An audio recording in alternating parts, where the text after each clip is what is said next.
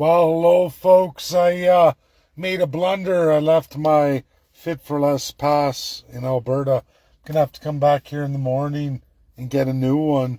That's the way she goes. Can't do my run on the treadmill, which worries me because I didn't do it last game. They lost. And now I'm worried tonight that you break your momentum. But that's the way she goes. Anyway, I want to do this live. Jonathan Bahai messaging me, and yes, Mark Carney made that announcement 3 hours ago. It's throughout Canadian media that, oh boy, Mark Carney announces $9 billion for immediate cash and spending this year. You can count on old Carney, old King Cut Carney. He's going to get her done. Folks, the United States has been going through this since 2014.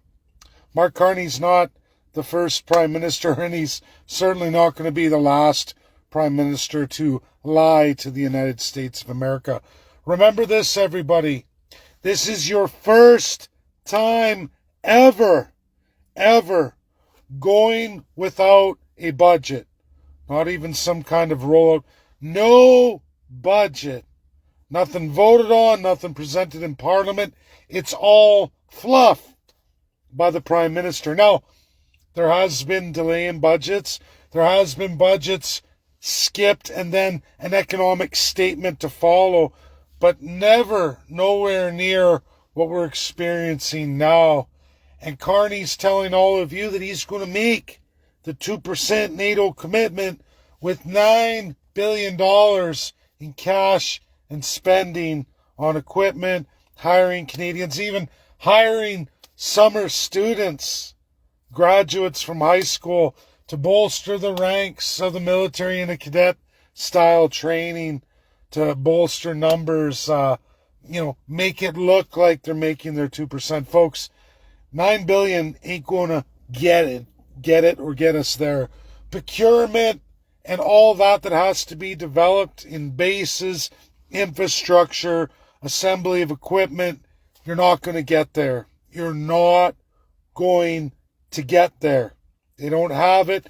No Canadian expert on military and military procurement who's looked at it at least since 2012. I just go by 2014, where we're epically at 1% GDP. Epically shot. The government's been defunding military since Diefenbaker at record amounts. Year after year, going down. We were at a 4%. Everybody, we used to be up until 1960, 4%. Tick, tick, tick, tick, hit. And it's still bad. But then we hit Pierre Elliott Trudeau, Justin Trudeau's daddy. Crunch. And then we go tick, tick, tick down.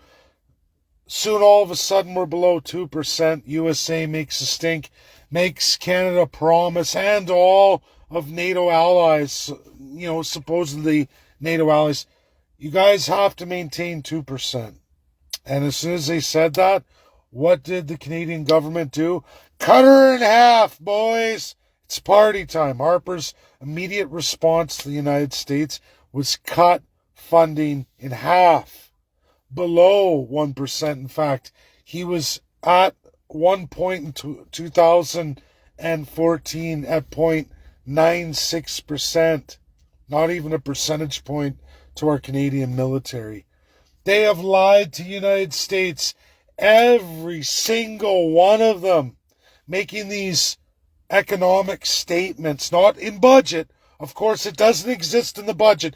And currently, everybody, Mark Carney is lip servicing the United States because just in a short amount of time, 1 week from today, there's a Kananaskis meeting, NATO hosting, and they're going to tell that old bastard Trump what he wants to hear. If you didn't see the debates in the election, there's a nice video that was circulated where you got Yves Blanchette laughing as a Frenchman. Trump, he's not going to be in forever. He's going to be 90-year old. We fucked him good.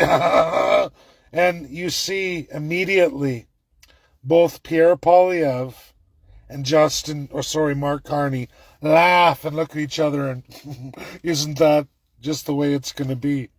Like, they think that in 3 years' time, you tell that old bastard Trump what he wants to hear. Fuck old America. They'll continue on like the cuckolds they are. They're inferior to us, the superior crown Canadians. And this is throughout all the 9 kingdoms. Like I said, I'm going to take a Discovery Channel where there's a lot of American families to this day. It's pretty epic. It's pretty large, where they wonder what happened to their American troops, how they couldn't be rescued, why all of those American Navy servicemen went down with a ship that could have easily been rescued, and why no one did. It was all in a foreign language, of course, French and Latin, and it was to save those crown sailors. And there's a discovery, and one thing about being a Boilermaker, and I'm not saying I know everything, and I don't know a lot about ships, but, you know, it's funny, we were talking about that at work, about the Red Seal, and have to go through all these things. You still have to study it, know it all, and it was funny in all of my readings in history, and what happened to Boilermakers on the ships, and how they would close levels of the ship to give everybody else, upper class, as you go through class structure, more time. And in the military in those crown kingdoms, same way for Americans. That's how Canada's crown views it. And those Americans were sacrificed for no other reason than to give all of those foreigners who Americans were fighting and giving their lives for to save, who had lost to Germany and had their country completely taken over. And it was American servicemen sent over to give their lives. And of course, when the ship's elite class was threatened, they locked away all the American sailors. When there was more than enough time, more than enough lifeboats, they weren't even launched.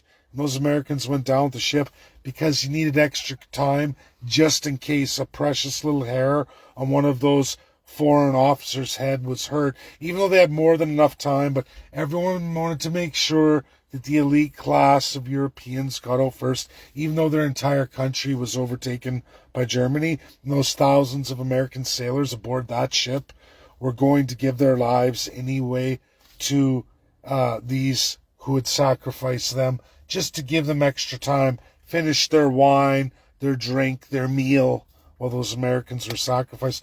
This is literally the truth here, and I want to exploit that and show that, because that's exactly what Mark Carney's doing, everybody. Pierre Poilievre would do the same thing. They all do it. They tell America what they want to hear. Just so everybody knows, Pierre Poilievre, too, was with Harper when they gave this Arctic presentation. Everything the Americans wanted to hear, all of it, we're going to give it all to you. And then Trudeau, same thing. I mean, he did go up to what, 0.3% above Harper, which is something, but nowhere near the 2% they have no intentions of. They have no ability to procure any of that, do any of that. Mark Carney's speech today about cutting USA out.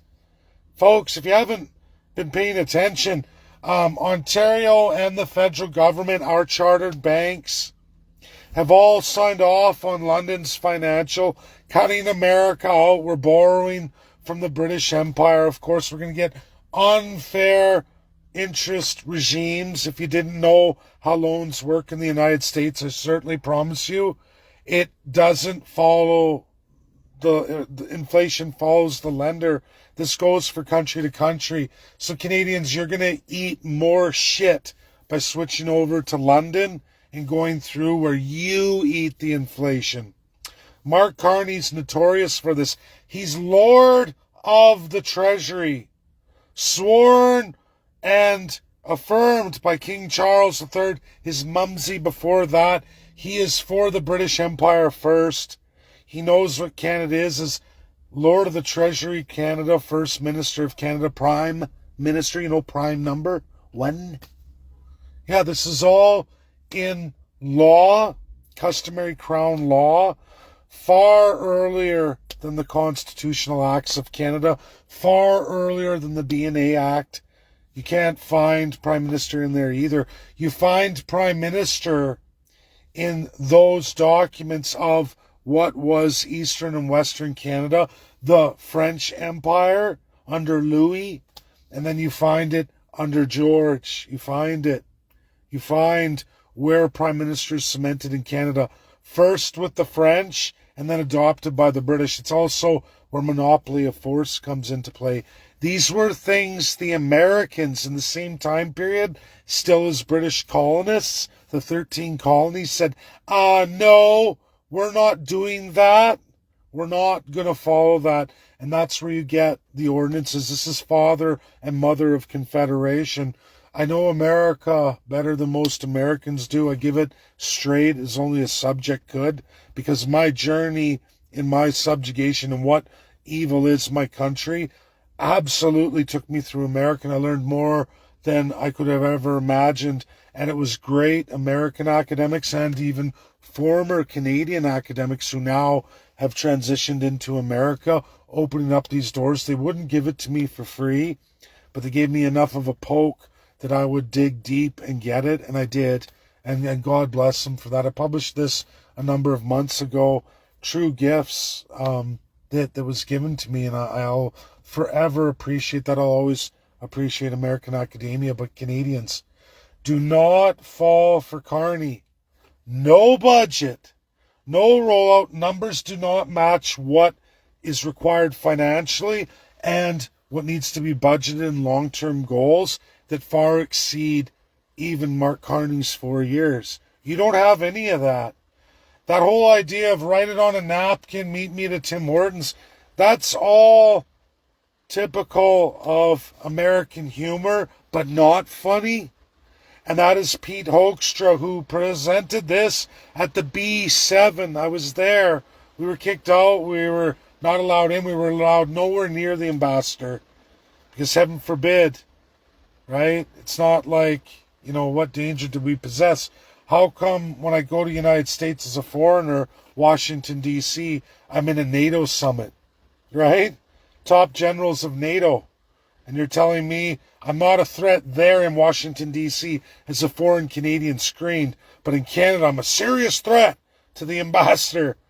But yet him and his wife were in Parliament, and I happened to meet them. I didn't even know. But it was no threat then, right? But all of a sudden now I am. Because maybe the real threat is I'm a threat to the crown of Canada. And that's really what this is all about. Americans know better, don't you worry. Pete Hoekstra already articulated this, and I know Jonathan knows anyway, and a lot of you friends and followers do.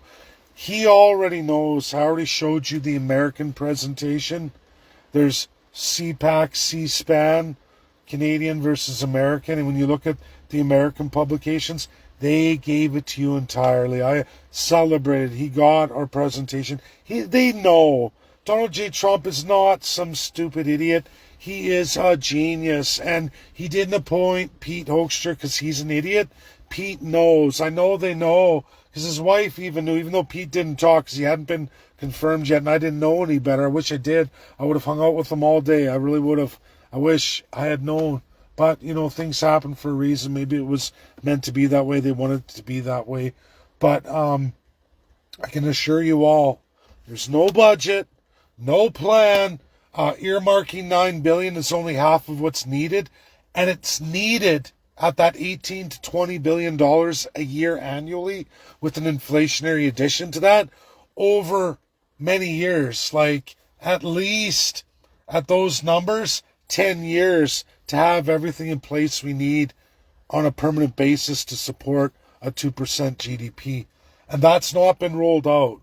This is lies upon lies upon lies. $9 billion don't cut it. There's no budget to cement anything. No published plan, none whatsoever.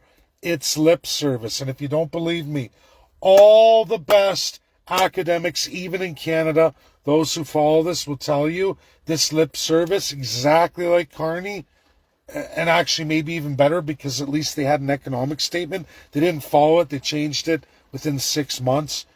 But USA knows. They're not dumb. They've been going through this. USA is not a boob. They record everything. They know. Trump knows he had 4 years with Canada and all of its lies, and he's going to have another 4. You don't think they don't know? They know. And if you watch the American publication of the B7, Pete outlines all of it, even giving a make fun of you, but real serious that, yeah, even if it's Tim Hortons show up written on a napkin, It's a joke, but it's not a joke that they already know what you're going to try and pull. They already know Carney's scam. They already know. We're going to be economically punished for the lies upon lies upon lies. It's hugely fraudulent. What kind of country doesn't run on a budget? Tell me what business that goes out with shareholders or any functioning country doesn't roll out its annual budget. And then tells you, next year we'll hit it. Oh, don't worry. We're going to earmark all this spending, but we're not going to roll out a budget. If you haven't figured out, you're in a downward spiral country. You're going into a massive recession. You're into no man's land that we haven't seen ever really in Canadian history. Be prepared. And if you didn't know about Mark Carney and what happened in the UK and what's going to happen in Canada, I don't know what to tell you. You're a real foolish Kanaka. And that's just a sad reality. That's my video. Get it out there. It's credible, real, verifiable. I don't need any links because any of you can do a general search on everything I've said here. And you're going to find it true. And you're going to get sourced to even Canadian academics who have records in this. Are going to say, yeah, it's not likely. The procurement, not possible. There's no budget. This is cockamamie horseshit. They say it a lot better than I do. I give it to you straight. That's my video. Share, get it out there. I've known for many years what it takes. I built Alberta independence on making all those commitments. I know what it takes.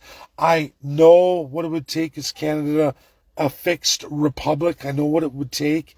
I've articulated all of that, and it certainly isn't what Canada's doing. And even if Canada was going to make the 2%, you could. Canadians, you could. And I'm going to leave it at this. I'm sorry. I should have said this a little earlier. But I articulated that you could. You could lease those military commitments from the United States. If you ever want to see an example of that, South Korea does that at a much cheaper rate than Canada could ever produce it for itself. That's how good USA is at what they do, because they have those things in place that will take Canada many, many years. Now, I'm not saying don't pursue that, but you better lease off the United States. And it certainly isn't $9 billion that Mark Carney's rolling out. It's all an epic lie. It's all an epic lie. It's about 18. And so that's half that. So what does that put you to? Nowhere near what's needed. 1.5% if you get those people in place, and if you're going to count cadets, paid cadets. This is a real cockamamie joke, an embarrassment, and you're all going to see for yourselves. I go through this year after year. I get condemned, run down. People call me names. You're a liar. You're propaganda, or other people. You're a conspiracy. But yet I'm always grounded in fact. I'm always proved right. I never get apologies. That's the way it is. That's the life of a third-class subject. But I'll never, ever leave you without the truth. I give it to everybody straight every time. And this is the truth. Credible, real, verifiable. And it's up to you to share. It's up to you to take those lumps. We're the few against the many. Take your lumps. I take them every day. I put myself out there. It's what it is. But it's up to you to make change. And I can't do it by myself. I need all of you. God bless. I'm going to get to the Oilers hockey game and work on getting my Fit for Less pass replaced tomorrow. Bye now.